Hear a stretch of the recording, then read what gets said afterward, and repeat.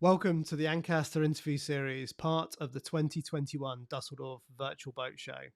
Today we welcome Alan Roberts, one of the UK's top Figaro sailors.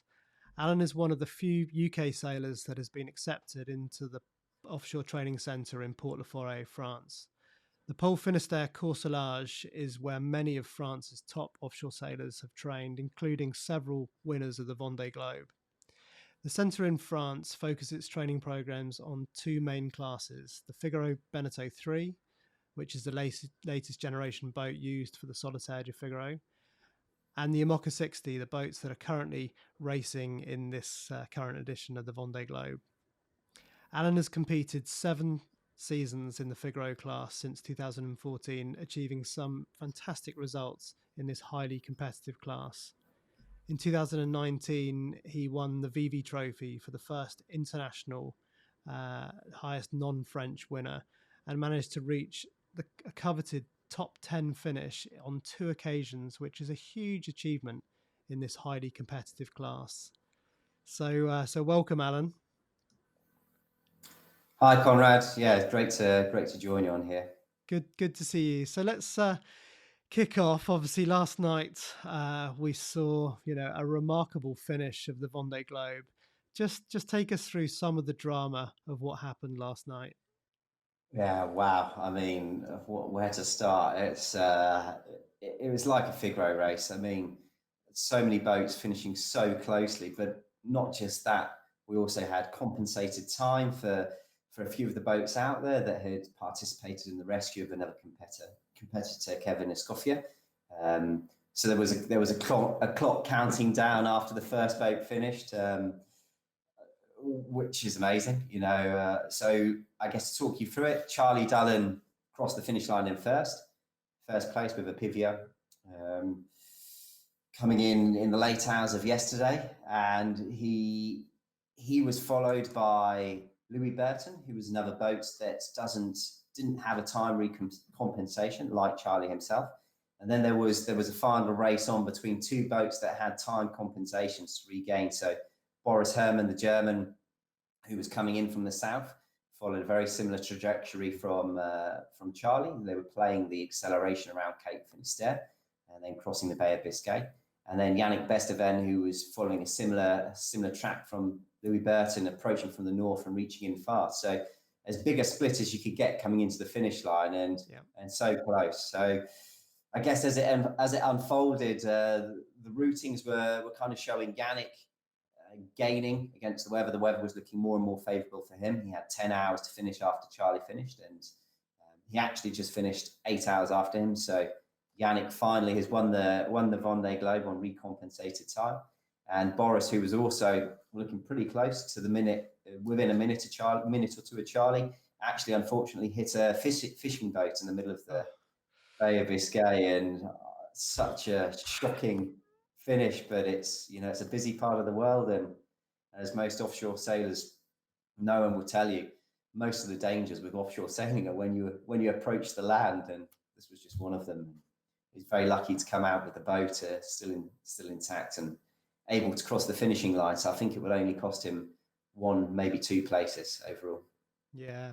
I mean, so tough to have sailed 26,000 miles around the world, and it comes down to that. But for everyone watching, just an incredible, absolutely incredible finish. So I can imagine you've been following this race super closely, as I'm sure a lot of the Figaro teams have been. What have you learned from this edition?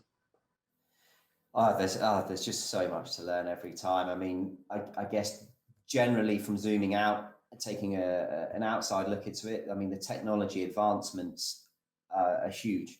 And I think one of the big things from the technology side is the weather routing and the weather prediction. So nowadays, everyone has on board a weather routing program that you can import a grid file for the wind, for the waves, for the swell, for everything, for the gusts, for the lightning, for the snow. So you can then use a computer program that will calculate a predicted optimal route on the data that you enter, and they've been getting progressively better and better as we've learned more about the weather, as the satellites are getting better, as we learn more about the boats, and and the conditions we encounter out there. So everyone's got access to that information. I think that's one of the big drivers to leading to the fleet being so close together, everyone making better decisions because they have the ability to, and everyone, whether you're at home, can follow the race and can do your own routing with free software. So that's one massive thing that we've learned from this race. The other is that is our technology again, that advancements in technology aren't always necessarily beneficial. It takes a lot of work, a lot of energy, and a lot of time and development to improve on what already exists. Although the new boats have a lot of potential and are quicker boats, they didn't have the time to develop enough to develop the structure to test the boats well enough, and actually they ended up in a position where the boats weren't able to take the weather conditions that they saw to provide the potential speeds that they had. So a lot of the new boats were all backed off and all incurred a lot of damage, while the older generation boats actually held together a bit better, were a bit better proven, had the time to test, so that allowed them to access a higher percentage of their potential speed. So so that was a massive thing. So you'd like to be, I know we were chatting earlier, on the start line in 2024. Given what you've just been saying about the slightly older generation boats, if the opportunity was to come up in an older generation boat, maybe even like Pip Hare, would you take that, or are you hoping to build a new boat? Yeah, absolutely. I mean, I'd love to be on the start line. Our aim, our focus, our goal is to be on the start line, and we're in communication with a few potential sponsors at the moment, and starting inquiring into the purchase of a few of the boats that are actually still out there racing. So it's for me, yes, I'd love to build a new boat. That's the dream, but also I'm very wary that right now there's not much time till the next Vendee Globe. 4 years actually goes in a heartbeat. So for me, I'd be a rookie going into the Vendee Globe. The best solution for me at present, and taking into consideration what we've just seen, is buying a second-hand boat that's already done a lot of test miles, already knows what needs to improve and needs to be strengthened up, beefed up to make the boat reliable. Taking a second-hand boat at a level, whether that's Pip Hare's level or Boris Herrmann's level, for example, or Louis Berton's, taking a boat like that and learning it inside out to get into the start on the Vendee Globe. That's our objective and where we'd like to be. And then for 2028, hopefully being into the position where we can potentially build a new boat. Yeah, but there's no reason an older generation boat, has just won the Vendee Globe. Yeah, and this is the truly great thing about this race. We've seen some remarkable performances from people like Jean Le Cam, Benjamin Dutroux, Damien Seguin in their non-foiling boats, and of course, we've also seen some incredible performances from the 2015 generation boats. So it just goes to show that in terms of this race, I think Benjamin Dutroux's boats, done 3 or 4 Vendee Globes now. It was the old BT, which Alex Thompson finished in 3rd place. So yeah, it's really, really, really interesting. Would one of those sort of generation boats be good for you? Absolutely, and it's really interesting. So all 3 of those boats that you just mentioned, Le Cam, Benjamin Dutroux, and Damien Seguin, their boats are 07 boats. So built 07 for the following Vendee Globe, and they've done fantastically. It's partly due to the technology and fiability of the boats that I mentioned earlier, but also the weather system that we encountered during this Vendee Globe is maybe slightly different. The lead boats weren't able to get a hop on the weather system to jump ahead, leapfrog a weather system. They did really well because they could push the boats harder through the very first system they encountered going south through the Atlantic. They kept right in touch, which meant that they all rode the same weather system more or less around the Southern Ocean. And then when the leaders popped up, they got stuck a bit by in the light winds coming back up through the doldrums, which allowed the fleet to pile into the back of them. So for sure, those boats are good. They're solid.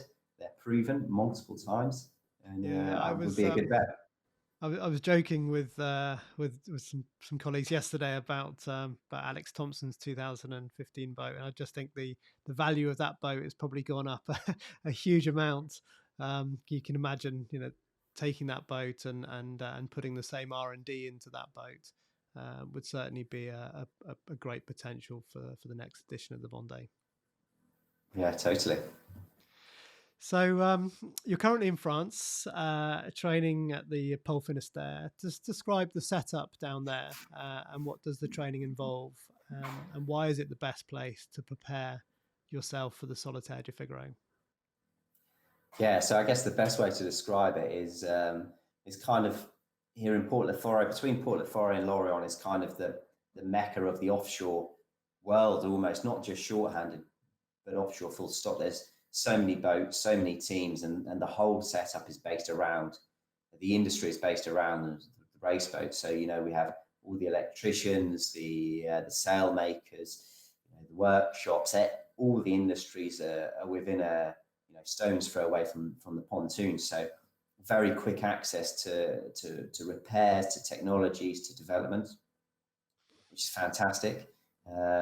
Also, all of the teams have bases here, so they have their own utilities and areas that they can work, they can debrief, which is fantastic too. Then, for example, Pole Finisterre, which I'm a member of in Port-le-Forêt, it's kind of it's a training centre based in the port. And what it is it provides training, it provides the opportunity for networking for sailors coming in into this world and who are in this world to all go through the same routine. Here in France, there's a pretty clear track of how people develop their offshore racing skills, and that's going from family cruising to maybe jumping into a mini, into a Figaro to increase the level of professionalism, class 40s alongside, and then into the Mach 60s. And when you have all of these people together in a room sharing information and helping each other move forward, not just on the sailing and on the water side, but also the off the water side, the development, the technology, the how to communicate with sponsors, the how to find sponsors, all of that is kind of thrown into the pot, and they all realize that to keep this industry turning, to keep this small micro bubble that we have alive, they all have to share that information to help each other, because actually, if there's one boat out there, there's no race. That you need a second boat, you need a third boat, and you need the whole industry to turn. So for me, I'm here in the Figaro. We have about 15, 16 boats as part of Port-le-Forêt. In our group, it's included Arnaud Leclerc, Charlie Dullen, and a lot of these guys who go and sail the Vendee, sail in the Ultims, jump back into the Figaro to keep themselves sharp. And we'll be out there sailing and training now. This week I've been training. Next week again we're training again with the Pole Finisterre. We go out there with speed tests and short courses. We come back ashore and we debrief it to death almost. To keep learning. That's brilliant. So many of the winners of the Vendee Globe have come through Pole Finisterre, which is a record I know they're extremely proud of. Today we have a new winner of the Vendee Globe, Yannick Besteven. He's taken a slightly different path, winning the Mini Transat and obviously many Class 40 events. This was his third attempt at the Vendee Globe, having to abandon in 2008 with a very sort of budget level campaign, and then again in 2015. What can you personally sort of take away from his performance? Yannick I don't know him too well. I know him a little bit. He's a very hard worker. He's someone that goes there, that sticks his head down, that works. He's come through the Class 40. I think he did a Figaro once, and he's just continued to work at it. He's never given up. And when you saw him at the beginning of the race, his objective, as I think is right with most offshore racers, was to get to the finish line. That was very much in his goal. And as he said in the press conference, you kind of get a bit further down the route, you get through the Atlantic, you get through the Southern Ocean, you start to realize, I'm doing all right. I'm in the top 5 here. Top 5 is a potential. Then all of a sudden you take the lead and your mind starts to wander, and your objectives always set themselves slightly higher than the position that you are. So, all of a sudden starts to think you can win it. So, I mean, what I take out from Yannick is his relentlessness, his how humble he is with everything he does, and just his work rate. And it's the same when you look at Charlie and any of those top guys, Louis Burton, all of those guys really put the time in, and it's a long route. It's not a 4-year campaign. This is a lifetime. It's a lifestyle.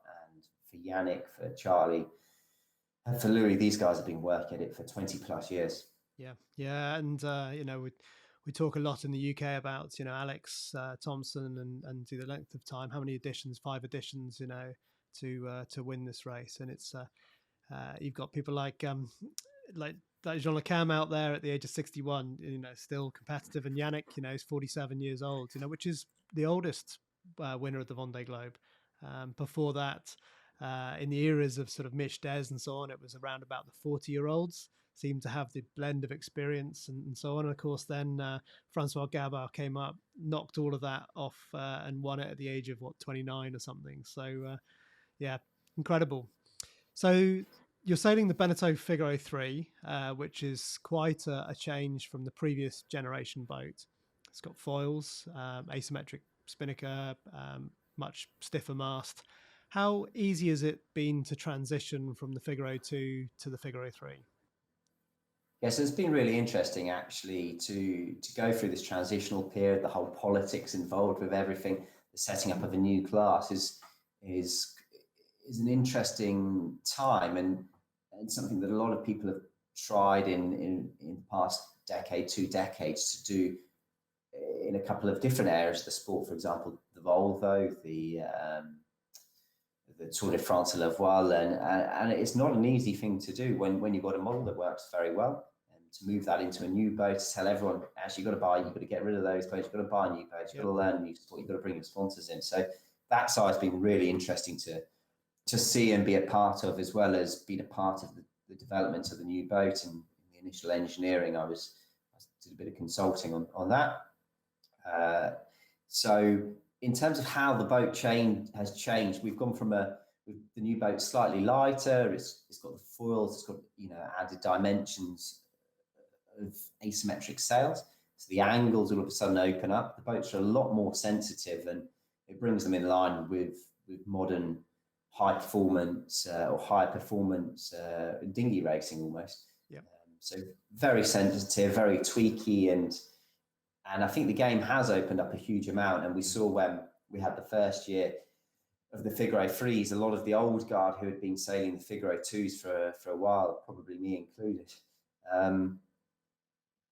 were very used to sailing the boats in a given style, which meant that the way you covered, the way you sailed the fleet, the way you managed yourself on board with the autopilot and the modes were kind of embedded into you. So people coming in from the outside almost had a bit of an advantage in that they had a blank sheet, and they'd come from Imoca 60s, from Class 40s, from Volvo 65s, and they had the ability to, they weren't tainted, if you would, by the way of sailing a Figaro 2, and that was really interesting and opened up the game massively, because the Figaro 2 had actually gone down a pathway where people had learned the specific techniques, how to set up the rig, how to do these specific things. It's kind of a complete blank slate and a relearn, but it's been fantastic to be involved in, and I've absolutely loved it, and still loving it. I think the boats are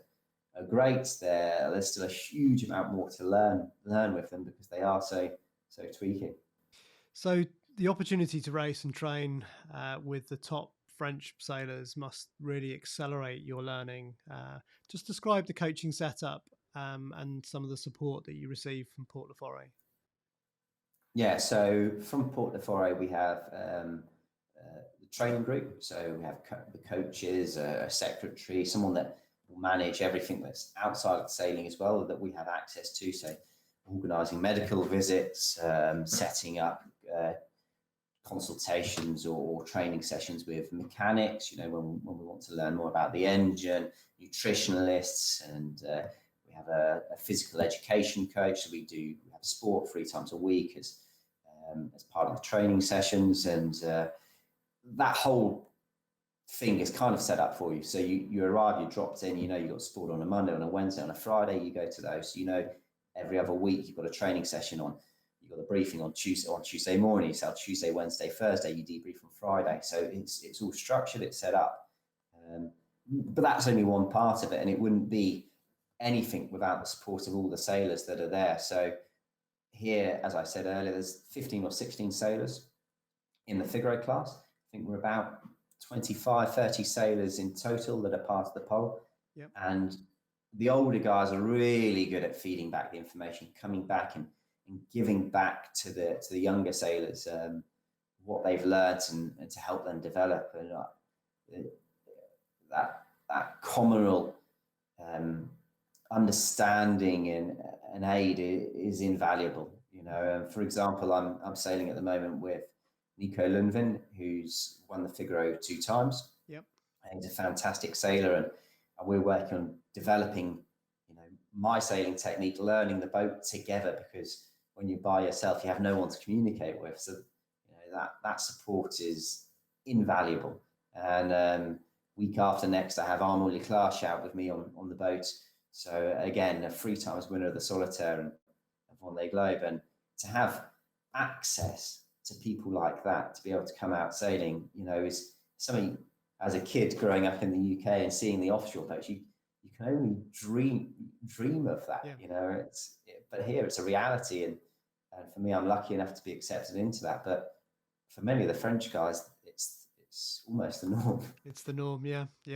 So you got a full season ahead with the Solitaire du Figaro and the French Championships, which is a sort of combination of all the major events for the overall season. When's your first event, and what are your goals for 2021? Yep. So first event now, we're in the training season, training block, and then first event will be middle of March, which is the solo Metrocoque down in Les Sables d'Olonne, where the Vendee starts and arrives. That'll be the first race that's single-handed, and then we go into 3 or 4 other races after that, leading up to the crescendo, which is the Solitaire du Figaro, which starts at the end of August and goes out through the month of September. So that's kind of the main focus of my year is the Solitaire du Figaro. In terms of what I'm expecting, what I'd like to achieve, my goal going into all of these races is always to finish, no matter what the cost, and to come out of it having learned something, that there's the good saying of you can never lose, you can only either win or you can learn, and that is really what the Figaro is about. So if you finish it and you complete it, and even if you don't, you've got to come out of it having learned something, having progressed yourself as a person, as a sailor. So really, that's always the number one goal for me, to finish and to learn. In terms of sporting result, I have in my mind what I'd like to achieve, and I know what I'm capable of achieving. I'm definitely capable of achieving a top 5 and being on the podium with the Solitaire. But the Solitaire du Figaro isn't an easy race, and you can be the fastest boat in the Figaro fleet, and you can be the best sailor out there. But if all the stars don't align, and if you haven't done your diligence and got the boat exactly perfect, and if you allow your mind to break down, it just takes one small part of the puzzle, and your result, your Solitaire can disappear in a plume of smoke. And it is a hard race, and it's really interesting. You speak to the guys like Michel Desjoyaux, you speak to Arnaud Leclerc, Charles Caudrelier, and the guys who have been successful not just in the Figaro fleet, but out there in the Volvo Ocean Race, the Vonden Globe, the Jules Verne. And they all come back to the Figaro. Yeah. Out of all the classes they sail, there's something that draws them back there. And it always amazes me that when I speak to these guys and you say, why? and they tell you it's actually the hardest race they've ever done. There's no doubt in that in my mind. I've only done one solitaire, but I've done one Vendee Globe as well, and quite a lot of transats and so on. But I I found that the solitaire was, it sits right in that threshold, sort of 3-4 day leg where you can't get into a routine or rhythm. You're sailing right at the very kind of limits of your sort of physical and mental capacity, and as a result of that, you're you really suffer for 3 or 4 days in that race. You wouldn't take yourself to that same limit in a race like the Vendee Globe without potentially suffering major gear failure or damage. On that regard, it's definitely the hardest thing I've ever done, and I'm sure that's where these Vendee champions are really coming from that experience. I want to One way finish I up. like to Go on. sorry, Sorry. one way I like to explain it for people who aren't used to doing this kind of sailing, can't quite understand the differences between the Figaro and the Vendee, is that a dinghy race I'd probably consider more as like a 100-meter sprint, or a 50-meter sprint. They're very short, fast races. You can almost go the whole way, around the race course at max energy, 20 to 50-minute races. A Vendee Globe is maybe more like an ultra marathon where you'll be walking at times. You're not going flat out. You've got to keep the momentum going. You've got to keep going. You've got to never stop. And there'll be times when you can go a little faster and times when you've got to back off and go a little slower. And the Figaro is exactly as you say. It's right in that threshold.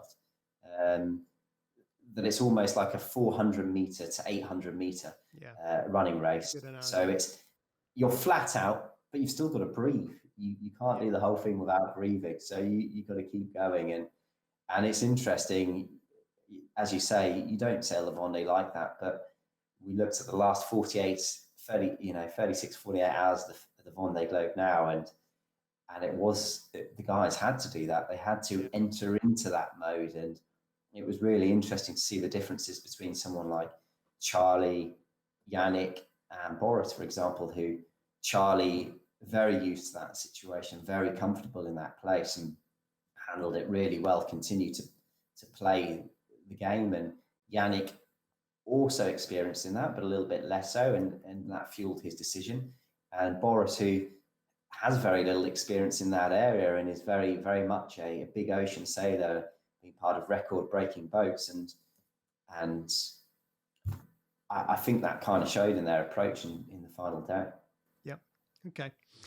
So there's been an increase across the world, really, in short-handed and double-handed sailing around, particularly reflected, in the performance side, and we've seen with the Olympic class selection a chance for the first time of an offshore boat being featured at Paris 2024. What are your thoughts about this opportunity? Yeah, I think it's great. It's great for sailing. For me, it's a really positive thing to have in the sailing world. It's a very rare thing that males and females can compete alongside each other evenly. Not just that, but people of almost any age. And as you said, in the offshore world, your peak is almost. I've always considered the peak to be in between your 40 to mid 40s, and I think that's kind of proven again here with Yannick, 40 to 50. So you can compete at 18, you can compete at any age. You can be Ellen MacArthur's size, or you can be Gilles de Morvan. You can be a 120 kilo guy. So it's the most level playing field, and I think that's really positive for the sport. Yeah. To showcase that and to show the world that actually it is accessible to people. It's maybe an expensive sport. It's not as cheap as going and swimming, or as cheap as running, but it is accessible.